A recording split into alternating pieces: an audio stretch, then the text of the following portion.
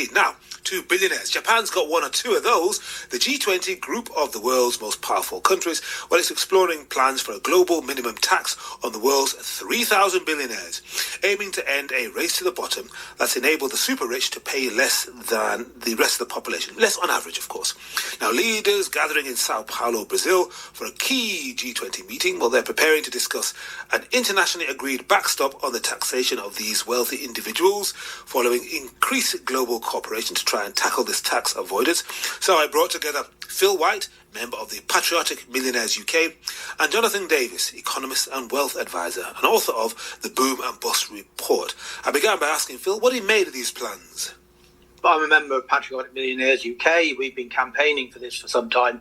We wrote an open letter to the G20 last year, and actually the whole principle of taxing extreme wealth is something that really we see as being critical going forward. And taxing billionaires like this could raise a whole bunch of revenue worldwide and make a significant difference to equality and to services around the world. How credible are the plans that you have heard outlined thus far? Because the Brazilians seem to be keen, the French seem to be keen, but you know they're going to face all manner of hurdles.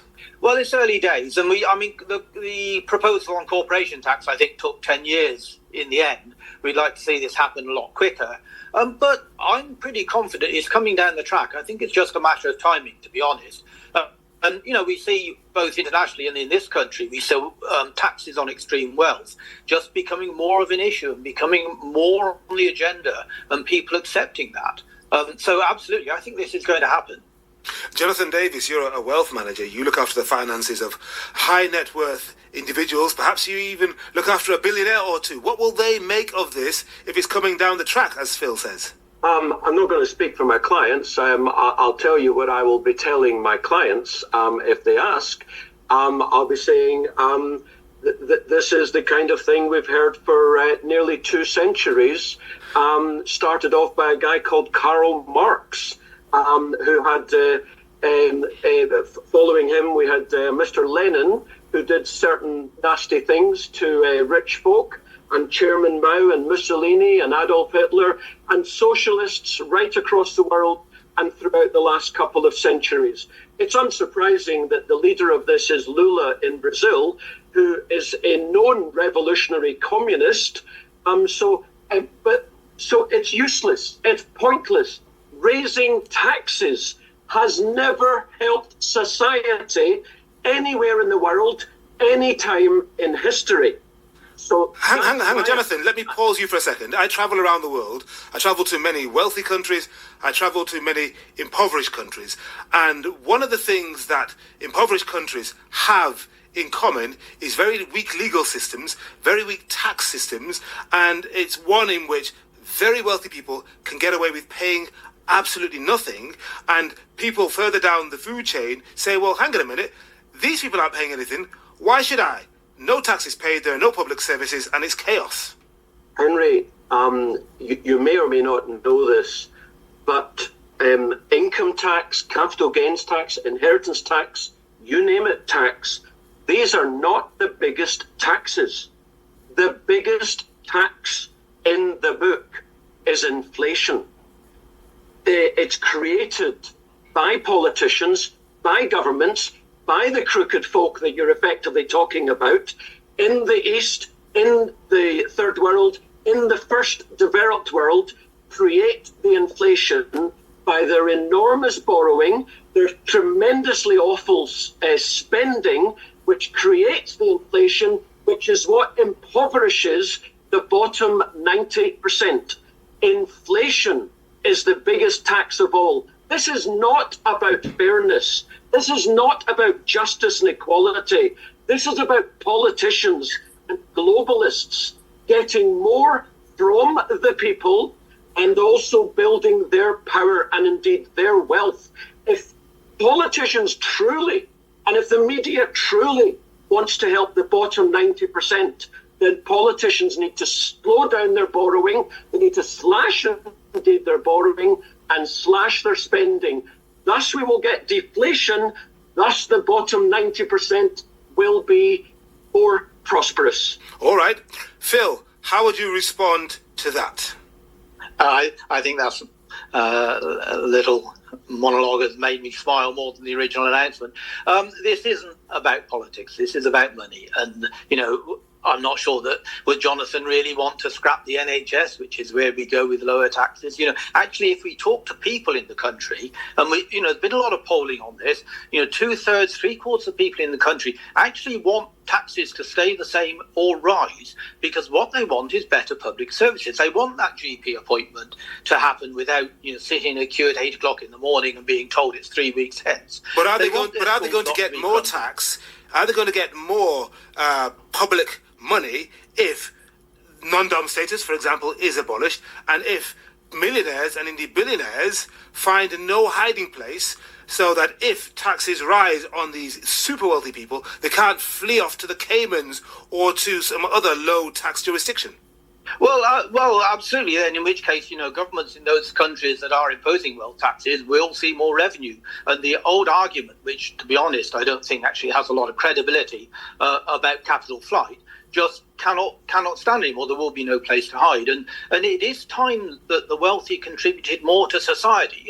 We thought, when we see the number of billionaires, there are 170 odd billionaires in the UK. And that grew rapidly through COVID. And the poor got poorer and the rich got richer. And we need to stop that. And wealth taxes are one way of doing that, and delivering to the majority of the country, not delivering to a few super rich.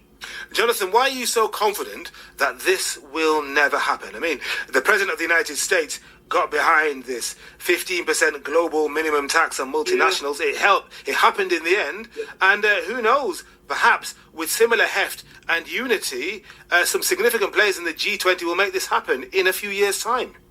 Well, maybe it will. The fact is, in 1799, they said, we're going to have a temporary income tax because of a war. Well, 225 years later, we've got the income tax. So maybe it will happen. But, this ridiculous idea, which has been proven over 200 years, that raising taxes that somehow improves public sector, the public provision of services. Nothing could be further from the truth. Bill, you mentioned the NHS there. What is it? 150 billion pounds a year it costs, and half of the people who work in it are not even medical professionals. So don't spout to me or the listeners of Henry that raising taxes improves public services, because it certainly doesn't.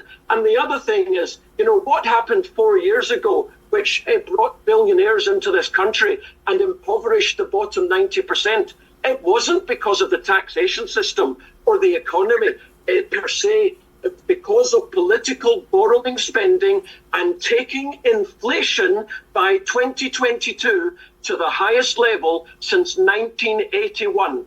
It's the inflation, which I talked about 5 minutes ago, which impoverishes the bottom 90%, not even reducing taxes, because what politicians need to do is reduce borrowing, reduce spending, and that's what will look after an economy and improve the lot of the bottom 90%. Jonathan, are the millionaires and billionaires that you work for, your clients, are they as violently against paying tax as you appear to suggest? First of all, no, I don't have any billionaire clients. Okay. Yes, I do have multimillionaire clients. Are they against paying tax? I don't think anyone in their right mind is against paying a level of tax. But the level of tax that we have now, that we have had for, I would say, approximately the last 2 or 3 decades, is way above reason. And it's not about the provision of public services. Okay, Jonathan, but Jonathan, when I tell you that the EU Tax Observatory, and I know you're going to say it's a globalist institution, estimates that billionaires currently pay an equivalent of between 0 and 0.5% in personal income taxes on average, how would you respond to that? That doesn't sound like overtaxing at the personal level. Yep, there is a response to that. And the response is the reason why governments in the West take so much in income tax is because the other taxes don't bring a lot of tax income. If the rich, by the way, this is the point, the rich don't actually earn in the same way that you and I earn. They make their money out of capital gains, out of buying and selling property, buying and selling businesses. So if you want fairness in taxation, increase the rate of capital gains tax and massively reduce the rate of income tax. That way, you will impact the rich far more than the bottom 90%. Aha, the pendulum is swinging. Phil, go. Yeah, absolutely. I mean, I would agree on that. The whole fact that capital and income from capital is taxed at a lower rate than income from work just seems crazy. And so things like capital gains tax, probably inheritance tax, tax on dividends and so on, they should all be addressed. And that is a way of rebalancing the tax system. But that's a different argument to the overall level of income that a government needs to provide public services. And so when it comes to persuading not just Jonathan, but others who will be really against this notion of a global, universal tax system affecting or designed to affect billionaires in particular, Phil, how do you convince them that this is part of public goods? Well, because it's about public services, and we have to remember that billionaires and millionaires don't live in a vacuum. You cannot have a successful business without a thriving economy.